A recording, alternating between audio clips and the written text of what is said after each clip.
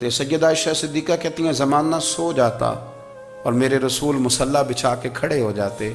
او یار کھیتی باڑی کر کے نہیں، محنت مزدوری کر کے نہیں. جناب عائشہ کہتی ہیں میں یہ بھی دیکھتی کہ حضور ایک آیت شروع کرتے تو ساری رات اسی کو پڑھتے اور میری نظر جاتی تو قدم مبارک پہ ورم آ جاتا. یار نماز پڑھ کے اتنی مشقت کر کے اتنی جد و جہد کر کے ورم آ گیا. یا رسول اللہ اتنی محنت کیوں کرتے ہو؟ فرمایا افلا اکون عبدا شکورا، کیا میں اپنے رب کا شکر گزار بندہ نہ بنوں؟ صحابہ کا ذوق عبادتوں کا، ریاضتوں کا، تلاوتوں کا، طبیعت ہے ان کی. وہ ایک دوسرے کو، حضرت مولا علی شیر خدا کرم اللہ تعالی وجہہ الکریم کے زمانے میں روم کے بادشاہ نے کہا یار یہ مسلمانوں کا پتہ تو کرو، یہ آخر کیوں اتنے زیادہ مجاہد ہیں. اس زمانے میں جاسوس بھیجنے کا مزاج تھا. اب تو جاسوس پکڑا جاتا ہے، اب تو جاسوس ہو، اور جاسوسی کا شوق ویسے آج بھی ہے. عرض کروں تھوڑی سی بات اس عنوان سے. پتہ کیا ہمارا مسئلہ ہے؟ ہم جہاں جاتے ہیں نا وہاں تھوڑی خوشبو سونگنے کی کوشش کرتے ہیں. وہ کیا ہے تو یہ کیا ہے تو ادھر کیا ہے تو تھوڑا سا ادھر کیا ہے. میرے رسول پاک پڑھیے درود شریف، سارے پڑھیے ذرا زور سے صلی اللہ تعالی. نبی پاک علیہ السلام نے فرمایا جاسوسی نہ کرنا ورنہ تم بندوں کو خراب کر دو گے. اور فرمایا اس طرح نہ ہو کہ تم کسی کے آپ کھول نہ نکلو تو تمہارے پہلے کھول جائیں. یہ جو ذوق ہے نا یہ ختم کریں، چھوڑیں. مطلب آپ کس چکر میں پڑے ہوئے ہیں؟ اتنی زیادہ توجہ کرنے کی کیا ضرورت ہے؟ نے کام سے کام رکھیں، اس میں بندہ تھوڑا سا نا آسان رہتا ہے. یہ جو بہت زیادہ ٹٹولنے والے لوگ ہوتے ہیں نا وہ بیچارے پھر عمر ٹٹولتے ہی گزار دیتے ہیں، اس لیے کہ مزاج ہی بہت پکا ہے. بوری کا منہ کھول کے اندر تک ہاتھ ڈالنا تو پھر کئی دفعہ سامنے سے بچھو بھی لڑ جاتا ہے، خرابی ہوتی ہے. تو جاسوسی کی جاتی تھی. اس نے بھی جاسوس بھیجے کیونکہ قبیلوں کے لوگ تھے، کچھ مسلم کچھ کافر، پہچانے نہیں جاتے تھے لوگ. تو کچھ لوگ اس نے بھیجے، انہوں نے آ کے نا تحقیق کی، ریسرچ کری کہ آخر ماجرا کیا ہے. تو واپس جا کے انہوں نے رپورٹ دی نا روم کے بادشاہ کو. اس رپورٹ کا ایک جملہ بڑا شاندار ہے. وہ کہنے لگا بادشاہ ہمیں مسلمانوں کی کوئی سمجھ نہیں آئی، ہمیں کوئی سمجھ نہیں آئی. انہوں نے کہا بھئی کیوں نہیں سمجھ آئی؟ کہنے لگے یار عجیب بندے ہیں، جب رات مصلی پہ بیٹھتے ہیں تو یوں لگتا ہے ان کا دنیا سے رشتہ ہی کوئی نہیں، کوئی کسی کو نہیں جانتا. کوئی اپنے دکھ سنا کے رو رہا ہے، کوئی اپنی بات کر کے رو رہا ہے. لگتا ہے کہ ان کا کوئی رشتہ ہے ہی نہیں جب مصلی پہ بیٹھتے ہیں. اور فرمایا جب سویرے یہ جہاد کرنے نکلتے ہیں تو لگتا ہے ان سے زیادہ دلیر ہی کوئی نہیں. حالانکہ جو مصلوں پہ رونے دھونے کے لوگ ہوتے ہیں وہ کئی دفعہ جہاد میں کام نہیں کرتے، لیکن عجیب لوگ ہیں کہ رات کے راہب ہیں دن کے مجاہد ہیں، کوئی سمجھ نہیں آتی. میرے عزیز ان لوگوں نے مصلی آباد کر کے رکھا، تلاوتیں ان کا ذوق رہی، منظر روز پڑھنا، اسباق پڑھنا، وظائف پڑھنا، یہ ان کا ذوق رہا. اعلیٰ حضرت بریلوی رحمت اللہ نے 1000 کتاب لکھی ہے، لیکن الوظیفۃ الکریمہ کے نام سے جو وہ صبح و شام وظائف پڑھتے تھے وہ الگ انہوں نے ان کو بیان کیا. پابندی کے ساتھ اپنی اللہ اللہ کرتے. شیخ شہاب الدین سہروردی رحمت اللہ علیہ اس پر ایک بندے نے اعتراض کیا. اس نے کہا جی آپ کس قسم کے صوفی ہیں، مرید بیٹھے ہیں اور آپ وہاں نفل پڑھ رہے ہیں؟ یہ بھی بڑا مسئلہ ہوتا ہے نا. جو بندہ ملنے آتا ہے وہ اپنے ٹائم کے حساب سے آتا ہے، اور پھر اس کا یہ بھی خیال ہوتا ہے کہ پیر صاحب جو ہیں وہ چونکہ درویش ہیں تو نہ انہیں روٹی کھانی چاہیے نہ سونا چاہیے، چونکہ وہ درویش ہیں، اور ہم چونکہ درویشوں کے ماننے والے ہیں لہذا ہمارا یہ طریقہ ہونا چاہیے کہ جیسے ہم کہیں درویش ویسے ہی کر جائے. حالانکہ جس کو آپ درویش کہیں گے آپ اس کی مانیں گے، آپ منوائیں گے نہیں. ہمارا مزاج ہوتا ہے. شیخ شہاب الدین پر لوگوں نے اعتراض کی، حضور لوگ ملنے آئے ہیں، زیارت کرنے آئے ہیں، یہ بندے دعا کرانے آئے ہیں، اللہ اللہ کرانے آئے اور آپ نفل پڑھ رہے ہیں. کیا جملہ ہے، کیا حسن ہے، کیا خوبصورتی ہے.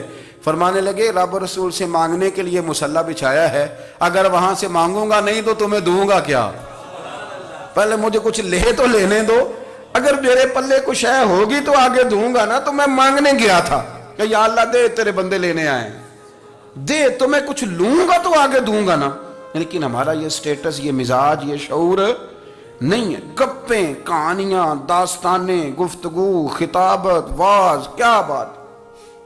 لیکن اگر کچھ کرنے کا کام ہو تو وہ نہیں ہم سے ہوتا. میرے نبی کریم علیہ السلام نے مصلی سے دل لگانے کا درس دیا.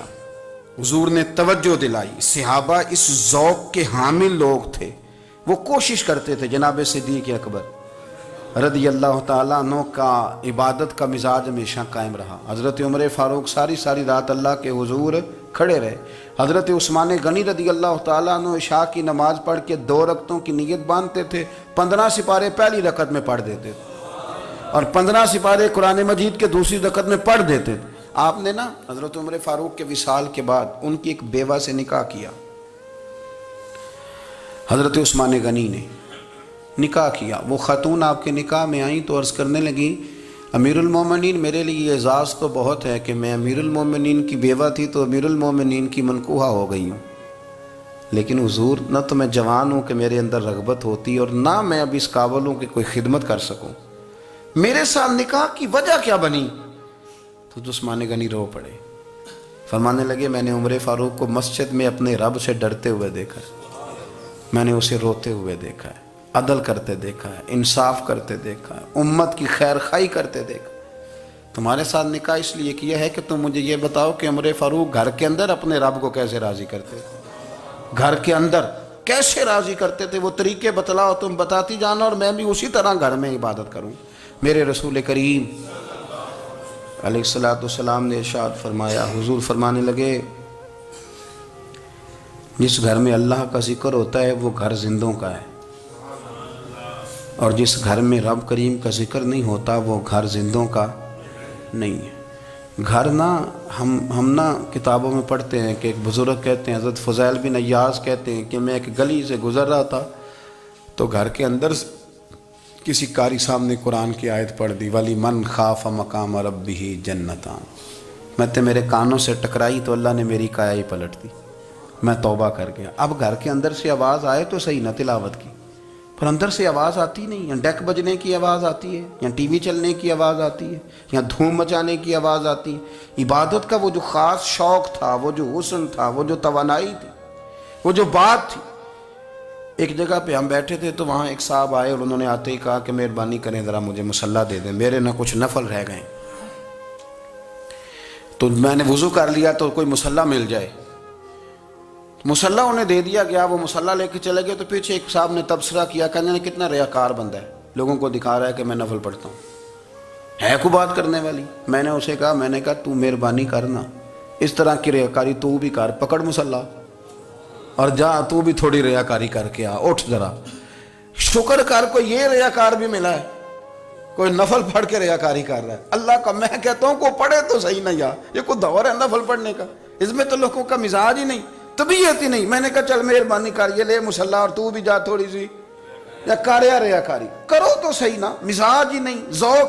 جمعے کی نماز پڑھ کے یوں دنیا بھاگتی ہے، او ہو پتہ نہیں کون سی پیچھے آگ تھی جو بجھائی جائے گی. اور آج تک لوگ مسئلہ پوچھ رہے ہیں کہ جمعے کی بعد والی سنتیں کتنی ہوتی ہیں. میں نے کہا کتنے سال ہو گئے جمعہ پڑھتے، کتنے سال ہو گئے، ابھی تک سنتوں کا نہیں پتہ، ابھی تک نہیں علم کے پہلے کتنی رکھتے ہیں اور بعد میں کتنی رکھتے ہیں. فجر کی سنتیں کب پڑھنی چاہیے، سنو فجر کی سنتوں کے بارے میں. میرے رسول کریم سید عالم صلی اللہ تعالیٰ علیہ وسلم سے ایک صحابی نے پوچھا تھا، حضور میری فجر کی سنتیں رہ گئیں یا رہ جاتی ہیں تو حکم کیا ہے؟ کیا انداز ہے حضور کا. بخاری مسلم کے لفظ سنو.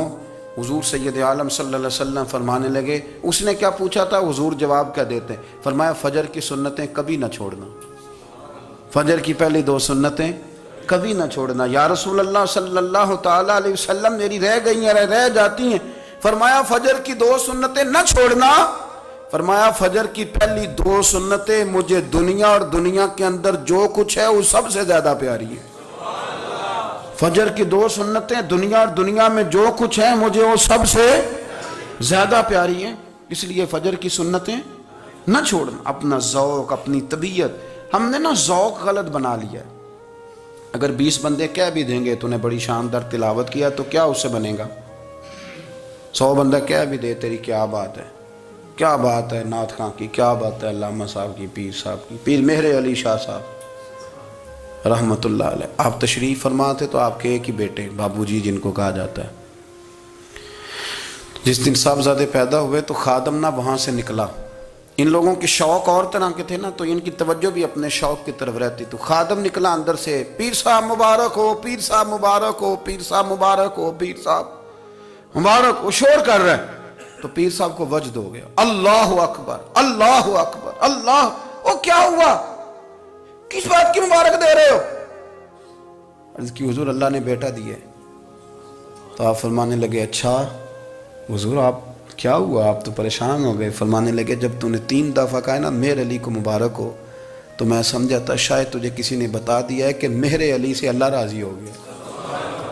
میں سمجھا تھا کہ شاید تو یہ خبر لے کے آیا ہے کہ کسی نے بتایا ہے کہ مجھے آج خبر ملی ہے کہ مہر علی سے رب اچھا پتر ہوا ہے، الحمدللہ اللہ کا شکر ہے، پر میرے لیے مبارک کا دن وہ ہوگا جب میرا رب کہے گا کہ میں مہر علی سے راضی ہوں، میرے محبوب کہیں گے کہ میں مہر علی سے۔ آپ بات کو سمجھیں، شوق ہی کسی اور طرف تھا، دل ہی کہیں اور لگا ہوا تھا، طبیعت ہی کہیں اور مائل تھی۔ کوئی وظیفہ پوچھتے تھے تو پڑھتے تھے وہ لوگ، کچھ اللہ اللہ انہیں بتائی جاتی تھی تو کرنے کا ذوق رکھتے تھے، طبیعت تھی، قائل تھے۔ حضرت ربیع کہتے ہیں میں بڑی دور سے سفر کر کے گیا حضرت اویس کرنی سے ملنے، بڑی دور سے، اور جب میں پہنچا تو فجر کا وقت تھا، تو حضرت اویس کرنی کو میں نے پا لیا، تو وہ نماز پڑھ کے نا قرآن شریف لے کے بیٹھ گئے۔ فرماتے ہیں اشراق چاشت کا وقت ہوا تو نفلوں کی نیت باندھ لی۔ محدث ابن الجوزی نے لکھا ہے، فرماتے ہیں پھر جب زوال کا وقت ہوا تو مسجد میں جھاڑو دینے لگ گئے، ظہر کی نماز پڑھ کے تو عصر کی تیاری تک وہ مسجد میں بیٹھے رہے، اور میرے نبی پاک علیہ السلام نے فرمایا جو نماز کے انتظار میں بیٹھا ہو وہ نماز ہی میں ہے، وہ نماز ہی میں ہے۔ فرمایا میری دنیا میری امت کی جو رہبانیت ہے نا وہ اتنی ہے کہ نماز کا انتظار کرے، اذان کے بعد نماز کا یہ راہب ہے، یہ اس وقت چھوڑ کے بیٹھے ہیں سارا کچھ۔ فرماتے ہیں عصر تک انہوں نے اللہ اللہ کی، پھر مغرب تک کی، عشاء کی نماز ہوئی تو نماز پڑھی تو وہ تھک گئے، اب مجھے وہ فارغ ہوں مصلی چھوڑے تو میں ملاقات کروں نا۔ یہ آپ حیران نہ ہوں کہ اتنی دیر بندہ کیسے اللہ اللہ کر، ہم نے کی نہیں نا اس لیے ہم پریشان ہیں، جو عادی ہوتے ہیں وہ کر بھی لیتے ہیں، وہ یہ کام۔ میری بات کی سمجھ آ رہی ہے؟ جب جاتے ہو کسی دفتر میں تو 8 گھنٹے کھڑے رہ لیتے ہو نا، مجبوری ہوتی ہے تو کھڑے رہا جا سکتا ہے۔ پاسپورٹ کے دفتر بولیے، امیگریشن کی لائنوں میں، اور میں نے تو امبیسیوں میں بندے 12 گھنٹے پہلے جا کے کھڑے دیکھیں، رہ لیتے ہیں کھڑے۔ تو اگر ان کاموں کے لیے رہا جاتا ہے تو اللہ رسول کے لیے بھی کھڑے رہا جا سکتا ہے۔ تو فرمانے لگے کہ جب عشاء کی نماز کے بعد آخر انسان تھے، تھک گئے، نیند کا غلبہ ہوا تو تھوڑی ایسے آنکھ بند ہوئی تو کھلی تو رونے لگے۔ حضرت ویسے کرنی رو کے کہنے لگے مالک مجھے غافل تو نہ کر، ابھی میں نے کیا بھی کچھ نہیں، دن ختم ہو گیا، کوئی نفل نہیں، کوئی اللہ اللہ نہیں، اللہ مجھے غافل نہ کر، میری مدد فرما۔ فرماتے ہیں جب وہ روئے تو میرے ساتھ جو شخص تھا میں نے کہا اٹھو چلیں، کہنے لگا حضور ملنا نہیں، فرمایا جو میں لینے آیا تھا وہ مجھے مل گیا ہے، جو میں ان سے سیکھنے آیا تھا وہ مجھے نصیب ہو گیا، اب اور میں نے کیا لینا، ختم ہو گئی بات، اٹھو چلیں۔ اللہ کے بندوں نے حضرت ربیعہ بن کعب اسلمی رضی اللہ تعالیٰ عنہ فرماتے ہیں، کہتے ہیں جب بنو قریظہ اور بنو نذیر یہودیوں کے ساتھ حضور علیہ السلام نے جنگ کا اعلان فرمایا تو وہ دشمن ہو گئے، ہمیں خطرہ تھا کہ وہ رات کو کہیں محبوب کو تکلیف نہ دیں، تو کچھ لوگ نا تلواریں لے کے نبی پاک کے دروازے پہ پہرے داری کرتے تھے۔ گن مین رکھنا حرام نہیں، اگر کسی کو واقعی خطرہ ہو تو اس کے لیے سنت بھی ہے۔ حضرت علی المرتضیٰ تلوار لے کے حضور کے گھر کا پہرا دیتے تھے۔ حضرت ربیعہ بن کعب اسلمی رضی اللہ تعالیٰ عنہ فرماتے ہیں کہ رات میری ڈیوٹی تھی کہ میں حضور کے گھر کا پہرا دوں گا، تو فرماتے ہیں میں باہر سن رہا تھا، ساری رات ہی میرے نبی پاک نے اللہ کی تسبیح پڑھی، ساری رات، کبھی تسبیح، کبھی تحلیل، کبھی تحمید، کبھی تکبیر، ساری رات۔ فرماتے ہیں ساری رات حضور پڑھتے رہے اور ساری رات ہی میں سنتا رہا، مجھے اونگ آ گئی، میری آنکھ لگ گئی، حضور ابھی پڑھ رہے تھے، میں تھک کے سو گیا، اور فرماتے ہیں جب میری آنکھ دوبارہ سے کھلی تو میرے کانوں میں پھر کوئی چیز گونجی، تو میں نے کان لگایا تو میرے حبیب ابھی بھی اللہ کو یاد کر رہے، ساری رات حضور رب کی عبادت کرتے۔ اسی لیے تو کہا یا ایھا المزمل قم اللیل الا قلیلا، حبیب ساری رات تو نہ جاگا کا، تھوڑا آرام بھی کر لیے گا۔ میرے بھائی اپنا مصلی، اپنی عبادات، اپنے وظائف، اللہ اللہ جو آپ نے کسی سے سیکھی ہے اس کو کبھی کمزور نہ ہونے دیں۔ شجرہ شریف جو کسی بزرگ سے آپ لے لیتے ہیں تو کیا رسم ہے کوئی؟ اس پہ کچھ لکھا ہوتا ہے، وہ پڑھنے کے لیے دیا جاتا ہے، اس پہ لکھا ہوتا ہے کہ یہ اللہ اللہ آپ نے کرنی ہے۔ ساری زندگی کسی اسکول میں داخل ہو گئے اور وہاں جا کے آپ نصاب ہی نہ پڑھیں، کتاب ہی نہ کھولیں تو پاس ہو جائیں گے؟ وہ کہتے ہیں میں 20 سال جاتا رہا ملا کچھ نہیں. تو آپ نے لیا کیا ہے؟ ایک اتنی سی کتاب تھی، اس کو تو کھول کے آپ دیکھ نہیں سکے، اس کے وظائف تک تو رسائی نہ ہوئی، اس لیے کہ اللہ اللہ کرنا مشکل ہے اور تصویر کھنچانا یہ آسان کام ہے. تو جو آسان ہے اس طرف ہماری توجہ لگی رہتی ہے اور جو مشکل ہے اس طرف ہم ذوق پیدا نہیں کرتے. یا ایھا الناس اعبدوا ربکم الذی خلقکم والذین من قبلکم لعلکم تتقون. اے لوگو اس رب کی عبادت کرو جس نے تمہیں پیدا کیا اور تم سے پہلوں کو پیدا کیا، اس لیے عبادت کرو کہ تم پرہیزگار ہو جاؤ گے. مالک سمجھنے کی توفیق عطا فرمائے.